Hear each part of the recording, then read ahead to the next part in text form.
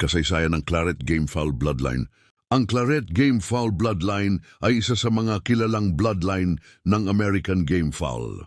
Ang pinagmulan nito ay karaniwang iniuugnay kay John H. Madigan noong unang bahagi ng 1900s.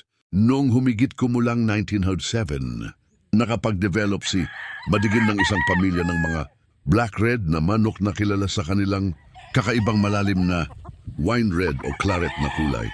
Dito nagmula ang pangalan ng bloodline. Ang foundation ng claret ay iniuugnay sa Deans at Whitehackle-related blood. Bagamat may iba't ibang historical accounts tungkol sa eksaktong pedigree nito, sa paglipas ng panahon, naging mahalaga ang claret sa breeding. Ang claret blood ay naisama sa iba't ibang kilalang crosses. Kabilang ang mga bloodline na may kaugnayan kay Walter Kelso, pati na rin ang mga kombinasyong Hatch, Claret at Butcher. Kalaunan, nakarating ang claret sa Pilipinas, kung saan naging isang kilala at malawak na ginagamit na bloodline sa breeding.